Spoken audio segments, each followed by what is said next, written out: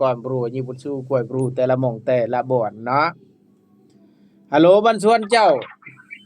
ฮัลโหลสบายดี สบายดี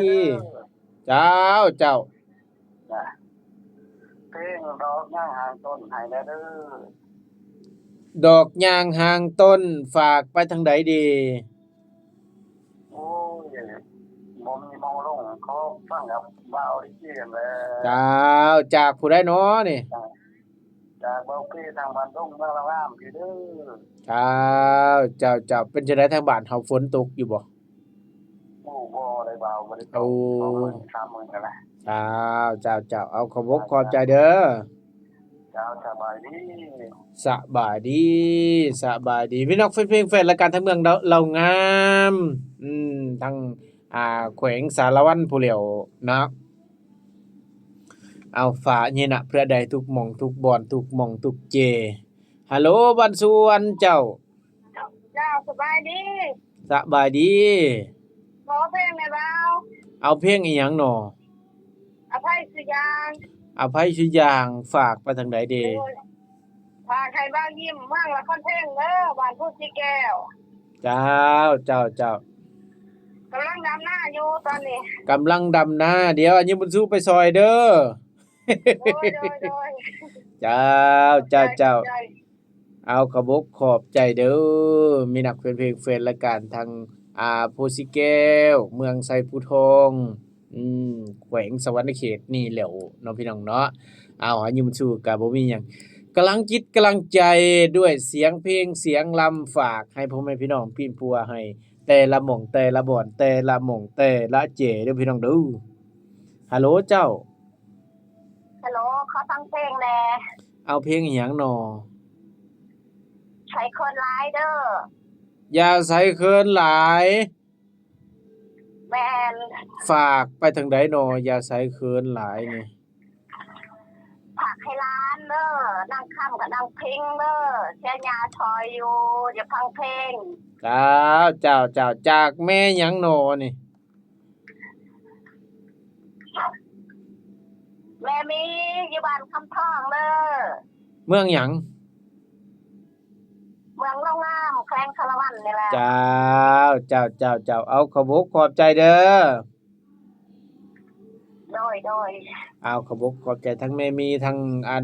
เมืองเรางามคือเก่าเอาฝากเบิดทุกหม่องทุกบ่อนทุกหม่องทุกเจทุกพื้นที่ที่กำลังให้เกียรติติดตามรับฟังรายการผู้ขาอยู่บุญสู้ความรู้แต่ละหม่องแต่ละบ่อนเอามารับอีกสายหนึ่งก็แล้วกันพี่น้องเอ้ยฮัลโหลบันชวนเจ้า ฮัลโหลสวัสดีจ้ะ เจ้า เห็นแม่ เอาเพลงหยังหนอ ลำกันเลยแหม ล่ำก็เลยให้ต่อให้สุดแม่นบ่ มันปลาทองด้วย เจ้า จ้ะ จากผู้ใดเนาะนี่ ยิ้ว เจ้าเอาขอบอกขอบใจเด้อ มาโดยเนาะ เจ้าจากเมืองตะโอยเนาะเป็นจังไดดินฟ้าอากาศอยู่ทางตะโอยฝนตกอยู่บ่มื้อนี้ คนอยู่แล้วธรรมดาธรรมดาเนาะเจ้าคนเล่นคนลาวเนี่ยคนรู้เลย บรูบ่ เจ้า โอ้บรูฟาดภาษาบรูแล้วแหล้ว เพราะว่าถ้ามันนะคิดครับนี่ราคาเท่าไหร่ก็ กาแฟใจเฮิบราคา 100,000 กีบเจ้า โอ้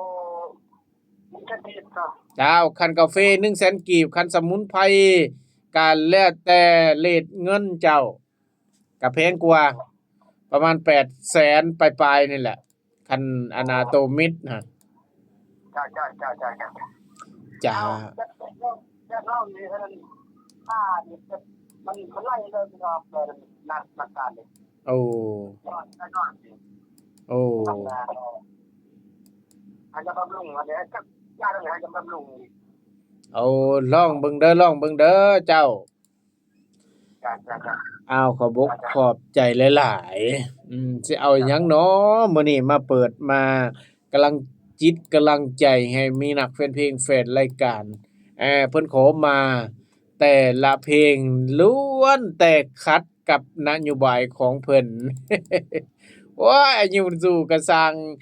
บ่สร้างสิเฮ็ดบ่สร้างสิเปิดเนาะบาดนี้เนาะเอาเป็นน้องสาวดวงดาวน้อยแดนสวรรค์ขึ้นห้านขึ้นเวทีก่อนก็แล้วกันมาแทนนาผลงานเพลงที่เพิ่นขอมาเอาเป็นผลงานเพลงอันสาวครัวเซมาแทนก็แล้วกันนะพี่น้องเนาะเอาเสิร์นรัวๆ